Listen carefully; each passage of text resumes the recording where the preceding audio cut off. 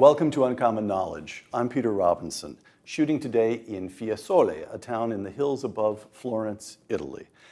With me today, three guests. David Berlinski is a philosopher, mathematician, and author who has lived in Paris for a couple of decades now and is now the editor of Inference, the International Review of Science. David Gelernter is a professor of computer science at Yale and the author of a number of books, including most recently The Tides of Mind, Uncovering the Spectrum of Consciousness. Stephen Meyer is a philosopher and author. He directs the Center for Science and Culture at the Discovery Institute, a think tank in Seattle. Here's what brings us together. In the Claremont Review of Books this past spring, David Gelernter published an essay titled Giving Up Darwin. Quote, Stephen Meyer's thoughtful and meticulous book, Darwin's Doubt, convinced me that Darwin has failed. The Deniable Darwin and Other Essays, a book by David Berlinski, is also, quote, essential. David Gelernter, David Berlinski, Stephen Meyer, welcome. Thank you. All right, definitions.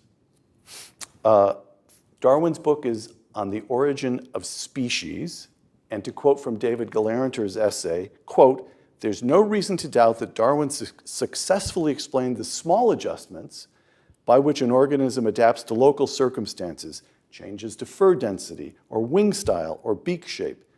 Yet there are many reasons to doubt whether he can explain the big picture, not the fine-tuning of existing species, but the emergence of new ones, close quote. Okay, I'm a layman, I know nothing. Start by convincing me, somebody, that you're not just defining the term species to Darwin's disadvantage. Who wants to take that one? David? There really is very little disagreement on the issue of what a species is, and I think it doesn't have to be a technical term. I think virtually any alert child knows when he passes from one species of pet creature to another species, or what dog, cat. Yeah, a cow or a sheep or something like that. This is part of our innate view of the universe. Nobody wants to define anything to Darwin's disadvantage. I think you're looking at three scientists here, and I think every one of us has appreciated, and I am speaking only for myself, but I'd be surprised, appreciated the beauty of what Darwin did.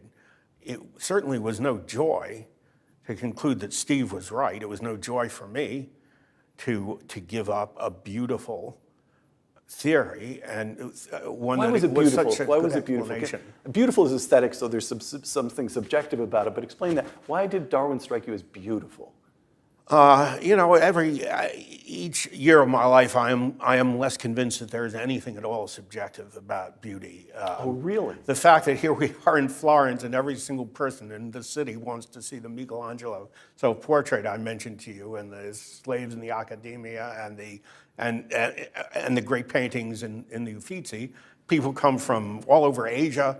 People come from Africa, they come from all over the world. There's spectacularly little disagreement. I mean, there's disagreement about theorems and topology also. When people say, I believe the proof, I don't believe the proof. There's disagreement about everything in human life, but I think less about the greatest art than about any other subject. Beauty is something that I think scientists tend to agree on to use as a pointer in the direction of truth. Darwin's theory struck me as beautiful insofar as it explains big things by generalizing little things. You mentioned the change in the density of fur on a creature with fur, the shape of the beak of a bird or of the feather of a bird. Darwin can explain those things by principles of natural selection.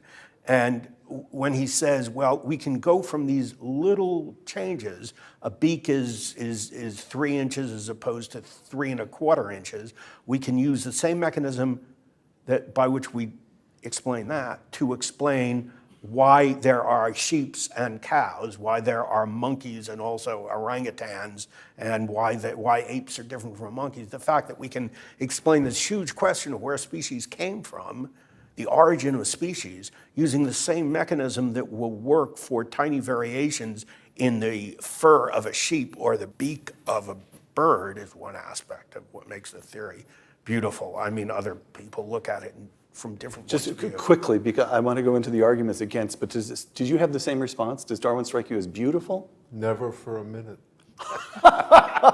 Stephen? It was a comprehensive synthesis, and so from the standpoint of what scientists look for, it had an appeal. It was also a well-argued book, The Origin of Species, but it was well-argued on the basis of evidence that was known in the 19th century and not things that we've learned mostly from the 20th and 21st. Okay, we come to that now. Again from David Galanter's essay, quote, Darwinian, the fossil record, problem one, the fossil record, Darwinian evolution, I'm quoting you, is gradual, step by step. Yet in the Cambrian explosion of around 500 million years ago, a striking variety of new organisms, including the first ever animals, pop up suddenly in the fossil record over a mere 70 million years, close quote. Now, 70 million years seems to be plenty of time for all kinds of surprising things to this layman. Explain, why is the Cambrian explosion such a problem for Darwin? The Cambrian explosion was something that... Such a problem that it even began to convince this man. You know, it was a problem that even Darwin was aware of, and he wrote about it in The Origin of Species. He said it was inexplicable on his view of life. But he felt that the future fossil finds would fill in the missing ancestral forms that were evident. What happens in the Cambrian is you get a huge number of what are called the animal body plans, where a body plan is a unique configuration of body parts and tissues. And they arrive very abruptly in the fossil record without discernible connection to earlier precursors or earlier ancestors in the Precambrian record. If this wall were the side of a canyon, halfway up we'd see... You have a stripe of rock, and in that stripe you'd find a whole bunch of new forms of animal life. And in the layers underneath, there would be no intermediate, there'd be nothing leading to that. With any It just discernible pops connection, up. right. All right. And so the Cambrian explosion itself has been differently dated, but increasingly the date that David used of 70 million years is a very generous date for it. The age range is actually narrowing as a result of additional findings. It's now about 10 million years is the increasingly accepted date, and there are major explosions. In one Chinese seam, there's 13 to 16 different major groups of animals that have arisen in a 5 to 6 million year window. It's incredibly abrupt geologically when you consider the age of the Earth is 4.5 billion years. It's also very abrupt biologically, because there is a mathematical branch of Darwinian theory called population genetics that allows us to calculate how much change, evolutionary change, we ought to expect in a given amount of time if we know things like the mutation rate, the generation time, the population sizes. And 5, 10, even 70 million years is a blink of an eye in terms of the calculations that can be made for what are called waiting times. And the expected waiting times for the amount of change that's evident in the Cambrian blow out the time scale, if you will. They're hundreds of millions or billions of years. So this is a really unexpected event, both biologically, mathematically, and geologically on a Darwinian view of things. All right, back to David Galanter. We move from the fossil record. I'm coming to you. Go nowhere. I'm patient. Oh, thank you, David. David Galanter. Darwin's main problem is molecular biology. Now, this is complicated to me, but I'm going to continue quoting your essay and then ask somebody to unpack it for this layman here, for this layman who can't tell a cat from a dog apart. The species. Treat me as a very slow student. Quoting. I'm quoting you. What does generating new forms of life entail? Many biologists agree that generating a new shape of protein is the essence of it. Argument step number one. Argument step number two. And inventing a new protein means inventing a new gene. You want to give me the overview on that one? Steve is the real biologist. All right. Life means new life, new form of life means new protein, means new gene. Well, I'll explain it in terms that would be familiar to David. If you want to give a computer a new function, write a new program for it to accomplish a new function, you've got to give it new code. And the big discovery of 20th century biology, following Watson and Crick and what's now called the molecular biological revolution, is the same thing is true in life. You want to invent a new form of life, you've got to have code in the form of the information inscribed along the spine of the DNA molecule, and we're learning, and other forms of information. So you need the information to build the protein molecules that service the different types of cells, and then you need additional information to arrange the cells into the body plans. And so the Cambrian explosion is an explosion of biological form, but it's also an explosion of biological information. And that fact gives us a way of grappling with this question that Darwin didn't have, because we know something about what it takes to generate information in our high-tech digital world of computing. Right. I have to say that David Galerntner, in his essay, goes very easy on Darwin. First, he calls the theory beautiful and says how sad he is to have to dismiss it. And then he says this molecular stuff, Darwin couldn't have known that. Couldn't have known. Nobody. So tell me if I've got it more or less right. In Darwin's time, it was good enough to imagine that the basic unit of life, a cell, was like a little brick of Jell-O. It was an undifferentiated, quite uncomplicated thing, and you could imagine putting many, many, many of them together and getting different forms of life. Is that roughly fair? Yeah, it was good enough for Darwin. It's probably good enough for us as well, but it's not true. It's not That's the big problem. This cell is an unbelievably complex bit of machinery, unfathomably complex. And we haven't understood its complexity at all. Every time we look, there seems to be an additional layer of rebarbative complexity that needs to be factored into our theories. Don't forget, the eternal goal is to explain the emergence of this complexity. Yes. And if we're continually behind the curve because the complexity is increasing every time we look, that eternal goal is also receding from view, not approaching, it's receding. It's becoming more and more difficult to construct a theory for that. All right, now, somebody give me some notion of the math here. Things are more complicated than Darwin knew. We understand that producing new forms of life now means not just new shapes, new activities in which life engages, but a prior code. Or is that fair? You're the man who knows code. You know, the mathematical element of this, not of population genetics in the complex, sophisticated, predictive sense that Steve was referring to, but just the simple issue of the code. It is remarkable for young people to learn in high school, it's remarkable for me or in elementary school, to learn that proteins, molecules are assembled because there are codes in the nucleus of cells that spell them out, character by character, codon by codon. This codon means this amino acid, and the next one means that, and the next one means that. But the mathematics underlying these codons is very simple, and Darwin could perfectly well have understood if he had the facts. Each one of these positions has to be occupied by one of 20 amino acids.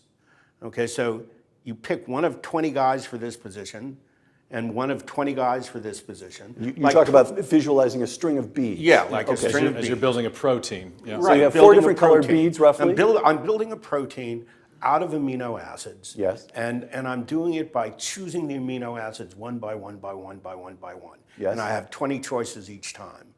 Now, if there are several hundred of these things in the string, in the bead, in the necklace, it's a big necklace that wraps around your neck 18 times. So there are several hundred, or 5 times, whatever it is. That's a huge number of possible choices. The number of ways in which you can arrange the emerald followed by the ruby, followed by the opal, followed by the chunk of platinum, and another ruby, and a diamond, and a aquamarine. The number of ways you can arrange that is huge, grows exponentially as the string gets longer. So even when the string is short, even if it's a cheap necklace for your very first girlfriend, and it's all you can afford, it's still, there's an astronomical number of choices. And Darwin could easily have computed that. He just didn't know about the amino acids. He didn't know about the necklace. He didn't know about the string. It's not the mathematics that stumped him. It's the biology. The mathematics is simple. A high school student can compute how many choices there are if there are 20 gems for position number 1 and 20 gems for position number 2, and you have 60 gems altogether. And the task here, let me. It's 20 to the 60. Try to mute. So I'm quoting from your. Even you can. Even I got it. You got it right. Even mathematicians can understand it. David Yes. Berlinski has a memorable phrase Go ahead. to describe this mathematical problem. He calls it the problem of combinatorial inflation. Yes, As the required length of the protein molecule grows, the numbers grow exponentially. They inflate exponentially, and so the odds of a random search finding the one that makes the pretty necklace, to use David's metaphor, drop precipitously. And in this huge, unimaginably vast universe of possible combinations, the number of combinations that would produce a useful protein is what? Exceedingly rare. Exceedingly rare. And this is what we didn't know until the last couple decades. There was an extraordinary conference in the 1960s held by, convened by a number of MIT scientists, some of whom David knew very well, Murray Eden, Marco Schutzenberger, and they were the first to see the mathematical problem with Darwinism. They called it, their conference was called Mathematical Challenges to Neo-Darwinism. But at the time, they could compute the number of possible arrangements, but they didn't know at the time how many of the arrangements would result in functional proteins that would do a job in the cell. And so they didn't know, they couldn't exactly measure how hard the search would be on a random basis. Especially the computer scientists, Murray Eden and others, knew that based on computer science, if this is functioning like a true linguistic system, it's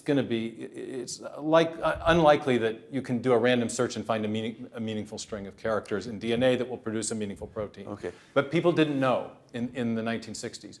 By early 2000s, there have been a number of different experimental measures of the rarity of the functional genes and proteins versus all the gibberish sequences. Right. And for example, just one result, for a short protein 150 amino acids long, the ratio is one protein that will fold into a functional structure compared to 10 to the 77th gibberish sequences. So the ratio of functional to non-functional is 1 over 10 to the 77th power. Okay, so functioning proteins are extremely rare. It's very hard to imagine random mutations leading to functional proteins, except that, and here I quote Dr. Galanter again, but the theory understands that mutations are rare, and successful ones even scarcer. Darwinism knows this. To balance that out, there are many organisms and a staggering immensity of time. Your chances of winning might be infinitesimal, but if you play the game often enough, you win in the end. Correct? That's the And theory. that's the question. Do you play it often enough? There's always an often enough, and the question is, does the history of life with which Darwin was concerned allow you enough chances to make it at all probable, let's say, or even possible that you'll hit on one, statistically, that you'll hit on one of those amazingly rare necklaces that folds up into a protein that can be stuck in a cell and actually doing anything. I'm not a biologist, and so I look at this and say, yeah, sure, there's enough time. You know, there's been a lot of creatures on Earth, and life has gone on for a long time, but when biologists look at this and try and nail it down and figure it out, try and make a guess, try and use heuristics to make a guess, like using the number of total bacterial lifetime as a measure of the number of total mutations we're playing with. The point is, from whatever angle you come at it, the answer is no, there has not been enough time. The number of throws we've had is too puny even to talk about. It doesn't even approach puniness, and certainly is nowhere near reasonable. So we would get that if we had a reasonable time, but we don't. We didn't. We haven't. So let me just be very explicit from my little Winnie the Pooh bear-sized mind. You are saying that Darwin is unlikely it's unlikely that species arose the way Darwin said, or you are saying it is impossible. Darwin was just mystic. Lovely man, beautiful idea. There's hardly a difference. There's hardly a difference. Unlikely, impossible. We're talking about odds that are so prohibitive. If you wish to say it's impossible, fine. I'll defend you saying it's impossible. If you wish to say it's highly unlikely, I'll be in your corner as defense attorney as well, but there's no practical difference. We've known It about just didn't these happen things that for way. hundreds of years. Right. You get 1 million monkeys at 1 million typewriters, all of them typing at random. We know they're not going to produce the collected works of Shakespeare in anything like a reasonable amount of time. It's like that wonderful episode of The Simpsons. Do you remember it? Mr. Burns has 1 million monkeys typing at 1 million typewriters. They're going to produce the greatest novel ever written. He pulls out one sheet of paper and says, it was the best of times, it was the blurst of times. It was the best of times. It was the blurst of times. You stupid monkey. Stupid monkey. Or to put the discussion down even lower, the Jim Carrey film, where he's trying to get a date with a young lady he fancies, and she tells him to go away. He says, well, what are the odds a girl like me and a guy like you could get together? You know, not good. And he says, what do you mean, not good? Well, like 1 in 100? And she says, like 1 in 1,000,000. And then he says, but if there's a chance. So you're telling me there's a chance? Yeah! I read you. Here's a precise way Yes. of cashing out this probabilistic argument. If you have 1 over 10 to the 77th power is your ratio, but then you have if every organism in the history of the planet, and we can estimate that, about 10 to the 40th organisms. So you divide Bacteria, little tiny things, everything, every time one mosquito, of those- every bacterium. Yeah, every time one of those replicates, there's a possibility for a mutation that could search the space of possibilities. So you got 10 to the 40th possible mutations against a search space 10 to the 77th strong. Right. So if you do your exponential math, you end up with, what it means is you can search 1 10 trillion trillionth of the possible combinations. So in that case, are you more likely to succeed or fail? You're overwhelmingly more likely to fail to find one of the functional combinations, even taking into account every organism that's lived on Earth. And that means that the Darwinian hypothesis is overwhelmingly more likely to be false than true. It just didn't happen. Okay, one last piece of the argument here that you mentioned. There are other pieces in this book, of course, and in David's book. But here's one last that you mentioned in your essay is compelling to you, David Galertner. To help create a brand new, and this is the question of mutations proving harmful at least as often as useful, if I have it right. To help create a brand new form of organism, a mutation must affect a gene that does its job early and in the development of the life form and controls the expression of other genes that come into play as the organism grows. Evidently, there are a total of no examples in the literature of mutations that affect early development and the body plan as a whole and are not fatal. Somebody explain that one to me briefly. Who wants to? You start, and Stephen will. If I want to direct the assembly of an animal, that I've got to get in there early before they've finished putting them together, putting all the the hoofs on and getting the wool on. If he's a sheep, I like sheep. I have to say, I have to get in there early before they start building them, so they don't accidentally build a mouse or a leopard or a zebra. I have to say, look, there's going to be a sheep get bones this high, and we need a nose about this big, and we need sheep ears, and we need hooves. If sheep have hooves, I think they do. We need wool. Get all this stuff together. So I've got to act early. Now, if I'm going to create a new species, I'm going to mutate, and instead of building a sheep, I'm going to build a little horse, because horses come in sheep size. What are they called? Well, anyway, they're called Shetland ponies? Or To do that, there may be a mutation that makes me order purple wool, or the wrong color hooves, or a stomach that won't quite fit.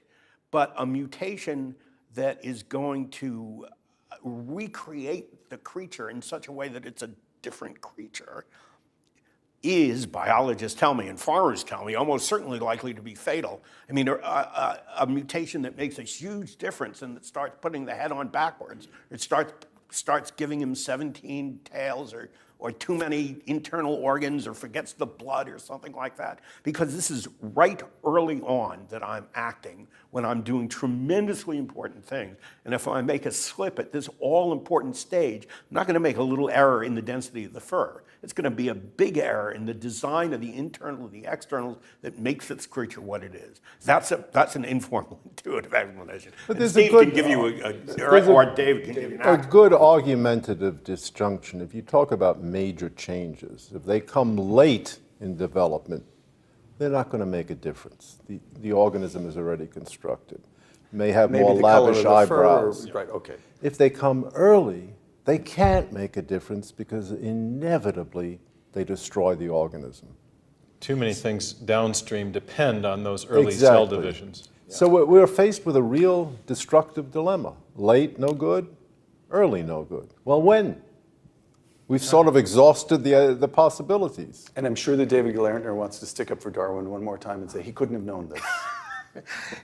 This is not an attack on Darwin as a man or a thinker or a scientist, but it's the job of science to figure out what guesses are right and what are wrong. Scientists are paid for making guesses, not for making right guesses, but for making interesting, plausible ones. And if scientists, after the guess has been made, don't do their job, don't investigate the guess, don't do their best to figure out is it true or false, then we are false to science and we're betraying science. All right. Intelligent design, from David Glartner's essay. The evidence suggests to Meyer, who's seated with us today, that an intelligent designer must have been responsible. I can't accept intelligent design as Meyer presents it. Close quote. You also have seated next to you David Berlinski, this is David, who has said that his attitude toward intelligent design, and I'm quoting him, is warm but distant. It's the same attitude that I display toward my ex-wives. So you have one man who can't accept it, another man who definitely wants to keep his distance. At least Meyer out. So, well, I don't know, you want to start the easier case? Try to convince David? Tell us what intelligent design is that distinguishes it from some kind of effort to sneak God in by some back door. Sure. The intelligent design... But parenthetically, just one word. Yeah. That's definitely not Steve's intention. In this book, in Intelligent Design, it's not a way to bring in a theological argument. It is a scientific approach, purely and absolutely valid scientifically. One can agree with it or disagree with it, but one doesn't have to reject it insofar as theology making an illegal move, because that's not what he's doing. That's not what you... Good. Let me just sketch the argument briefly, and then we can just discuss it.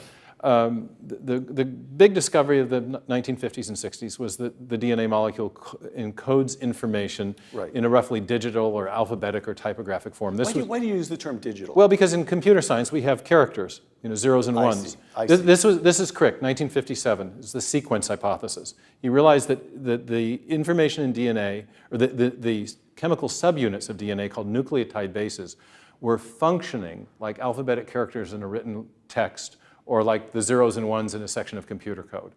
That is to say, it wasn't their chemical properties that gave them their function, but rather their specific arrangement in accord with an independent symbol convention, which was later explicated in the form of what we call the genetic code. So we had genetic text functioning according to a code. So it really was it was pure information. This is a genuine information storage system. Crick, by the way, was a code breaker in World War II. So this is fascinating, is an application of the information sciences to molecular biology. Now, this is the argument that I make, is that what we know from experience is that information, whether we find it in a hieroglyphic inscription or a paragraph in a book or information embedded in a radio signal or in a section of computer code, whenever we find information and we trace it back to its ultimate source, we always come to a mind, not a material process.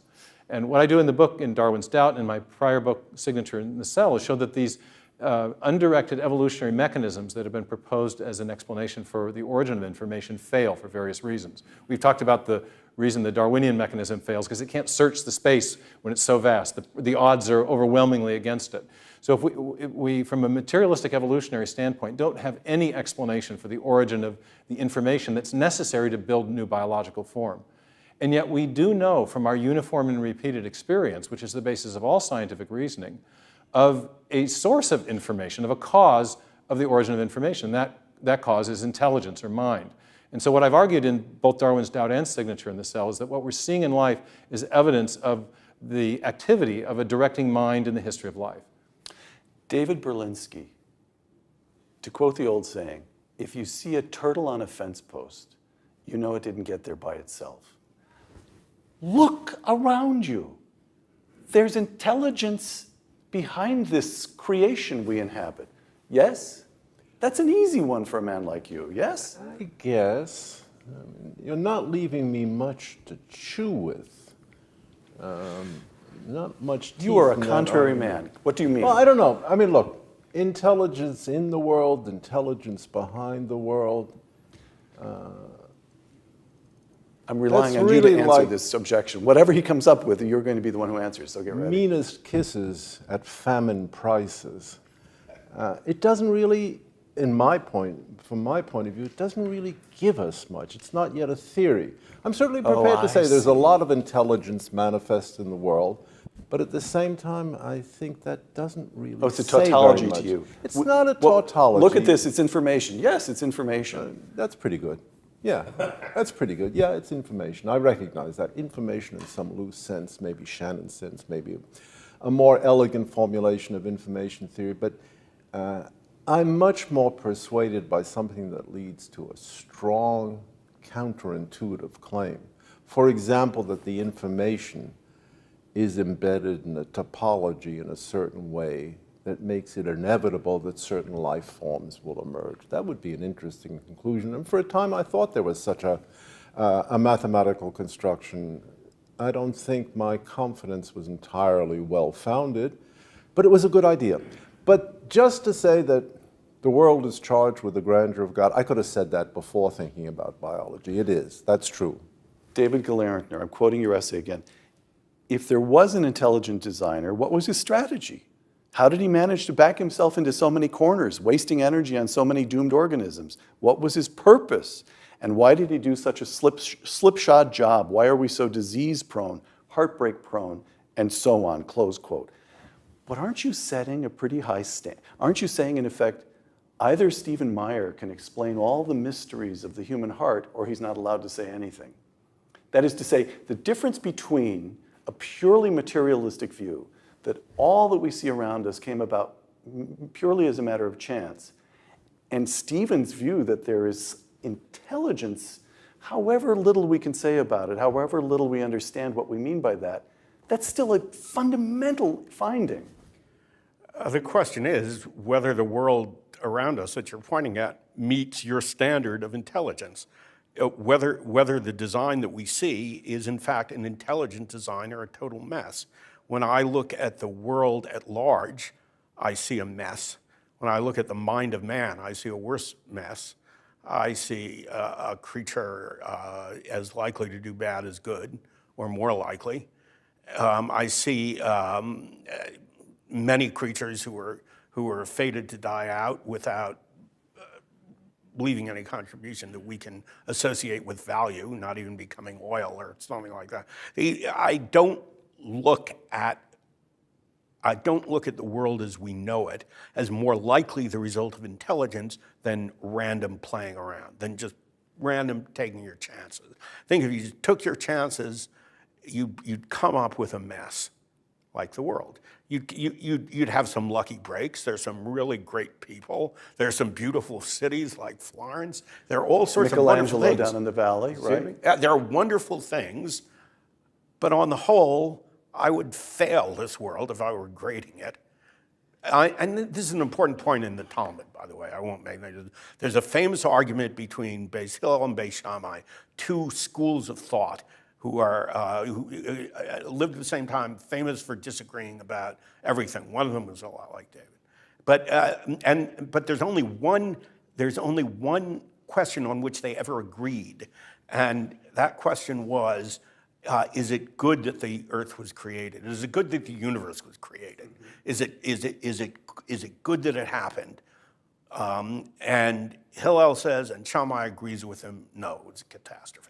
If we had to go back and do it all again, we'd have to tell the Almighty, don't do it. The suffering outweighs the good. All right. Stephen? So if it's intelligent design, it wasn't that intelligent. I look at it a little differently. I see two things when I look at nature. I see evidence of design, or aboriginal design. Aboriginal meaning? From the beginning, in different groups of organisms. From the get-go. But you also see evidence of decay. And that's also something that's consistent with when designers make things, then there's this thing we call entropy. And I think here a theological perspective does help, because I think from the Judeo-Christian perspective, you would expect to see both evidence of original creation or original design, but you would also expect to see that something's gone wrong in nature as well. And I think we see both. So my theological perspective does inform my ability to answer that question about the things in nature that don't look so well. It's interesting, for example, the problem of virulent bacteria, nasty bugs. They are invariably the result of a loss of information as a result of the mutational process. So the very process that the Darwinists have invoked to explain the origin of good design is actually, I think, responsible for the evidence of decay. So I think this is the question in philosophy known as the theodicy. Yes, the problem of pain. And so I think there's ways of thinking about that. But for me, the evidence of design is powerful. It's ubiquitous in both in life and at the level of physics, of things like the fine-tuning of the laws and constants of physics.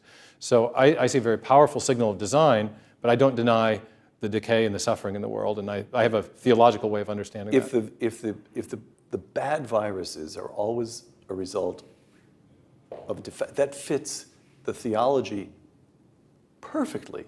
The theology suggests that good is the entity.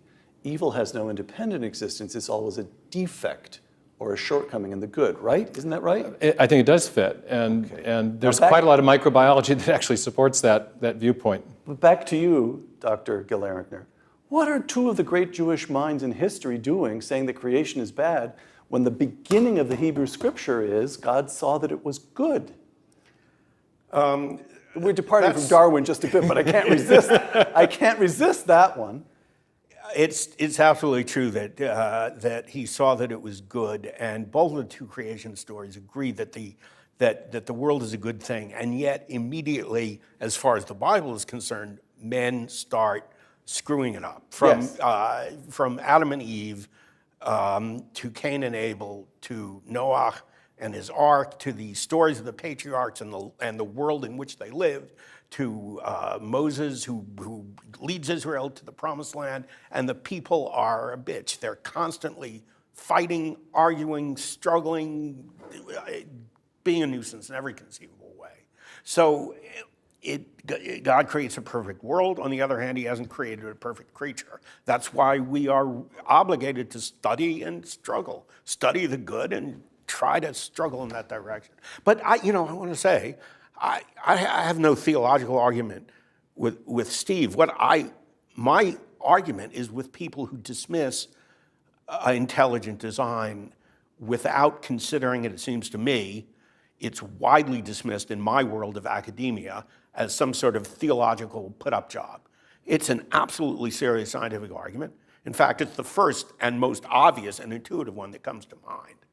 It's got to be dealt with intellectually, not by the bigotry, the anti-religious bigotry, which is one of the most important facts of the intellectual world in the United States, in the West generally today. The case for intelligent design is not based on, we can have a theological discussion as we've had a bit here, but the case for intelligent design isn't an interpretation or a deduction from the scriptural text. Right. It's an inference from biological evidence, and in that sense it's different. And he makes that assertion, and you say, yep, he's being honest about that. And anybody can check. Not only that, but I think it's an important assertion because outside the scientific world, one might not know how ideologically bent the world of science, parts of the world of science are becoming. I say it with real sorrow, and it's certainly not true of every scientist or even of most scientists, but we have a cautionary tale in what happened to our English departments and our history departments. It could happen to us. All right, God forbid, you're setting up my sort of my last round of questions here. I'm going to quote you once again, David Gillerinkner.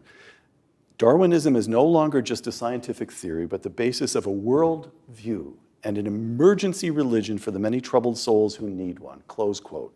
Now, lots of people have invested lots of energy in discrediting Dr. Berlinski and Dr. Meyer over the years. You, Dr. Gelerntner, are a professor of unquestioned competence and achievement in computer science, and computer science is with it, baby. It is right at the middle of the new world we're creating. It's technocracy. We don't have to ask ultimate questions. We just have to deal with zeros and ones. It's totally rational. It's producing a cornucopia of new wealth.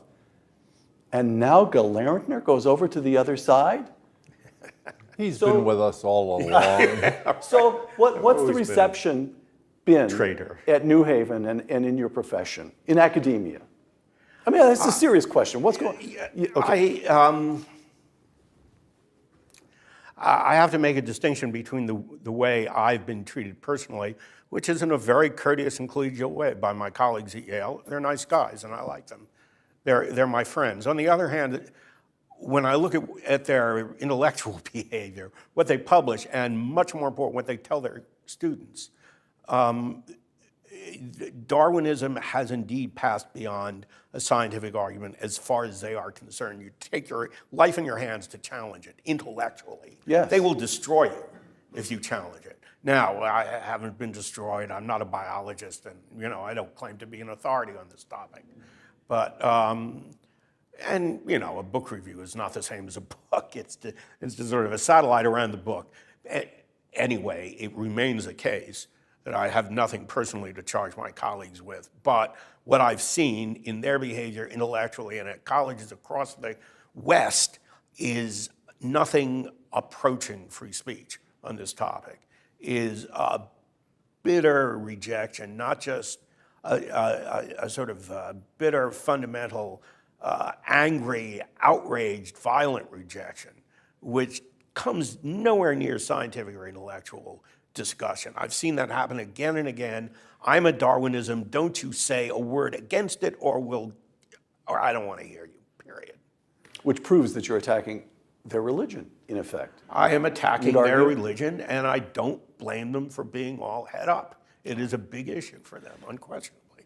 Dr. Berlinski, who holds his doctorate in philosophy, I want to depart. This isn't strictly Darwin, but I'm indulging myself. This is a quotation that has struck me as compelling for a long time, but for a long time I've thought I really want to try it on Berlinski.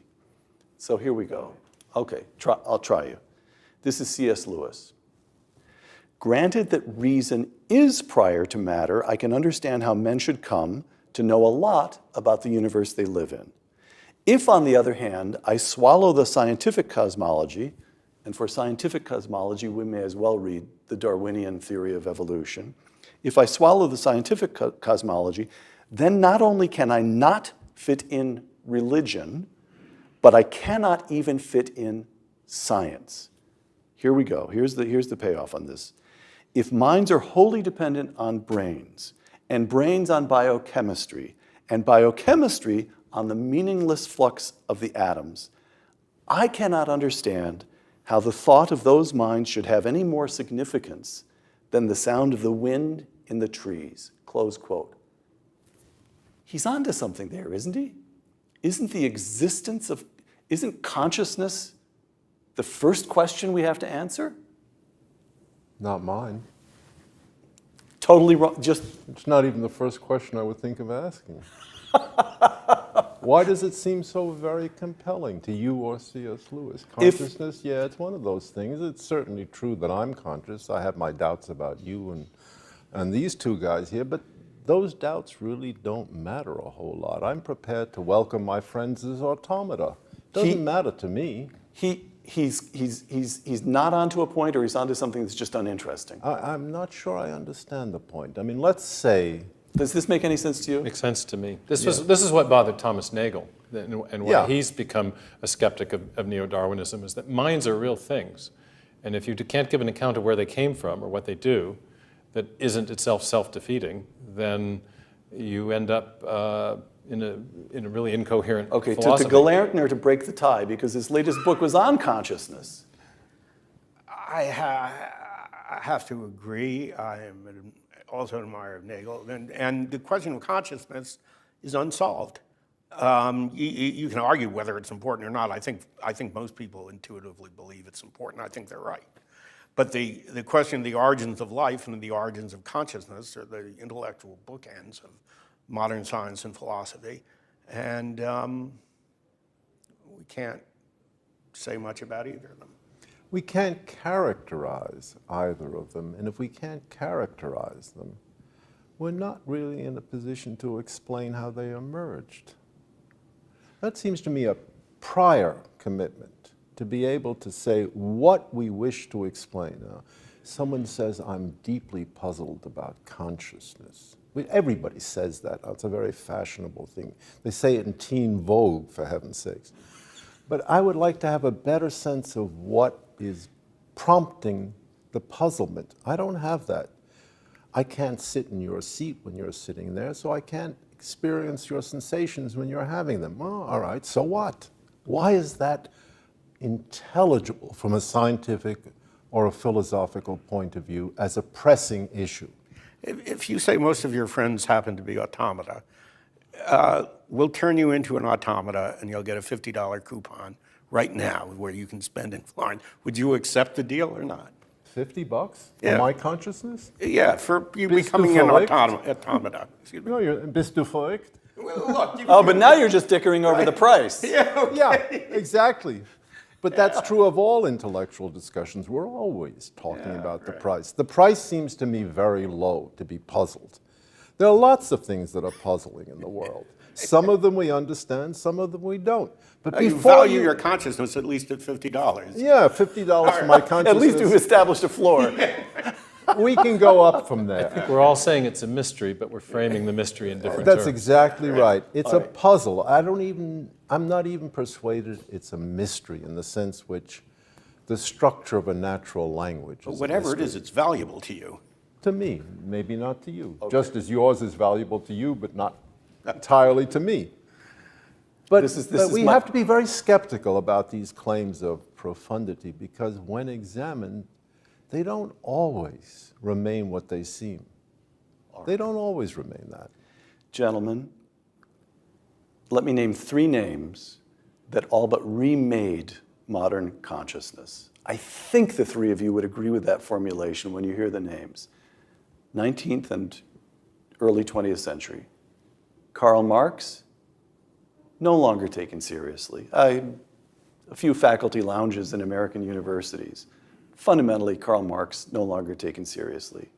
Sigmund Freud, fascinating, a few interesting insights, but psychology has now moved so far beyond Freud that at universities across the country, they're renaming the departments of psychology and brain sciences. We're scanning brains, all right. And now we have Darwin, and the 3 of you are taking him down too. What does this mean for the way people think about the world?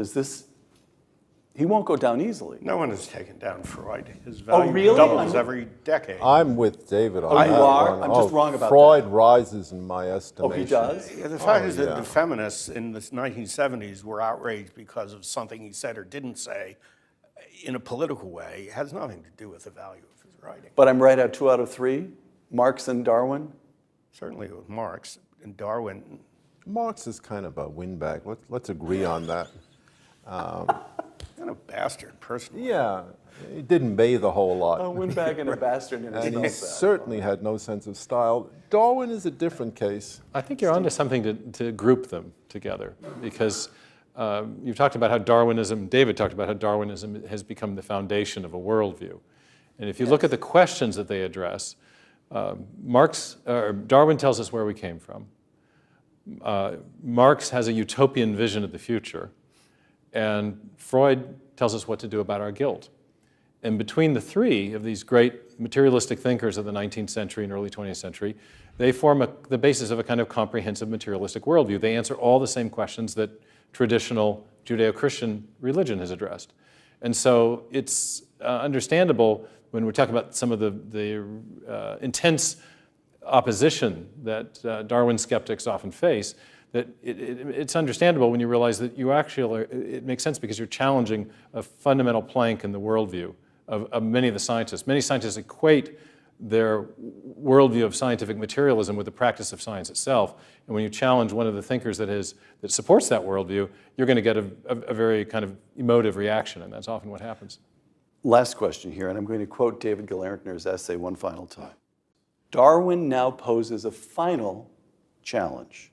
Whether biology will rise to this last one as well as it did to the first, when his theory upset every apple cart, remains to be seen. How cleanly and quickly can the field get over Darwin and move on? Striking sentence.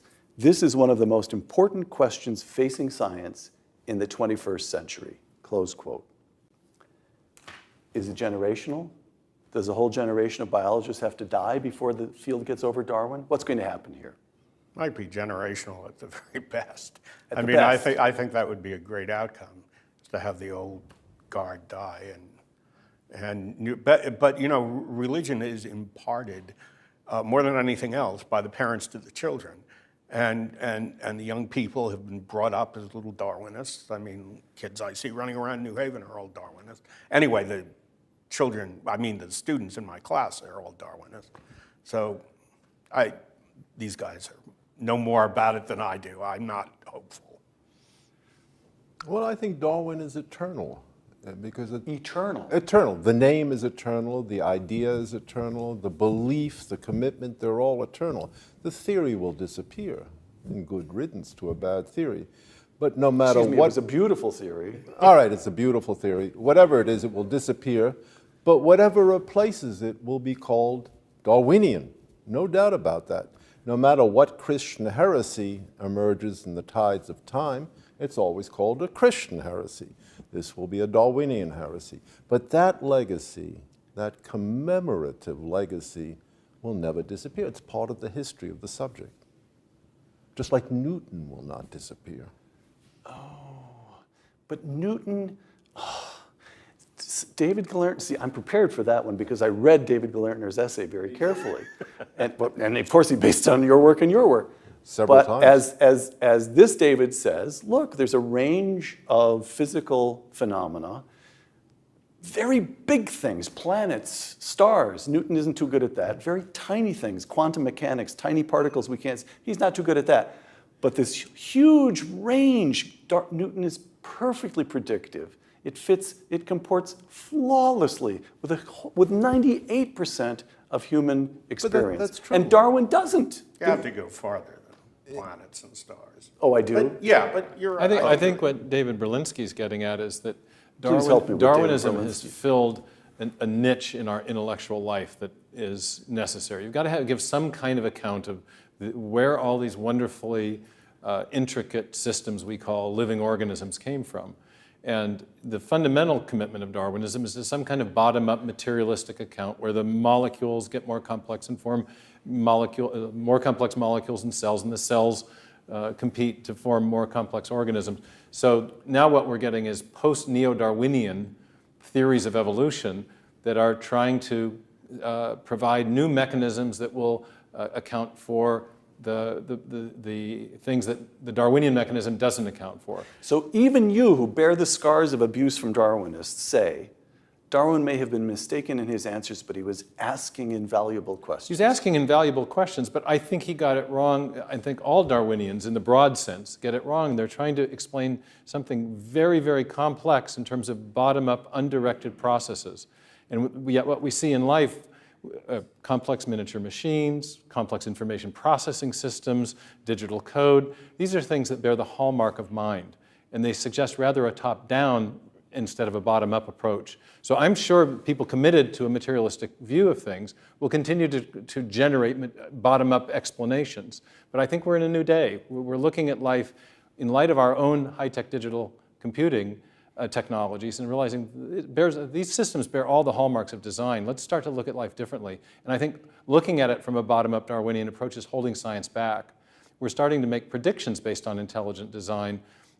Some of our guys were the first people to predict that the non-coding regions of the genome, previously identified as junk by the neo-Darwinians, have in fact are in fact importantly functional. And so looking at life as a design system is actually yielding insights into how life works. It's a new day? You'll go with that? Yeah, sort of. There's been big changes, let's put it this way. I think what we have determined is that Darwin created a 19th century local theory without looking at extreme cases that was reasonably successful for breeders, for the explanation of local characteristics like beak size or the growth of wings, but he entirely failed to explain what he thought he was explaining, the emergence of biological complexity on the species level or higher order levels. He wasn't able, it was a premature question to address an audience about the origin of species. He couldn't say anything about what he did not know, what he could not comprehend. And the fact that he did not know or could not comprehend these things is simply a reflection of the fact that we do not know or cannot comprehend those things in the 21st century. So the question addressed was widely premature in the 19th century. It's still premature. We're just learning the structure of intellectual inquiry necessary to understand something like the biological cell. And it's much harder a problem than we ever suspected. Much harder. David Galertner, last word to you. Do you concur? It is much harder. Yeah, absolutely, it's a fantastically difficult problem. We'll solve it, but it's not going to be simple. David Galertner, author most recently of The Tides of Consciousness. Thank you. David Berlinski, author of many books, all three of you, author of many books, but author, in this case, the relevant volume is The Deniable Darwin and Other Essays, and Steve Meyer, whose book, in this case, the relevant book is Darwin's Doubt. Thank you all. Thank you. Thank you you to for my having friends. I'm Peter Robinson for Uncommon Knowledge, the Hoover Institution, and Fox Nation. Thank you.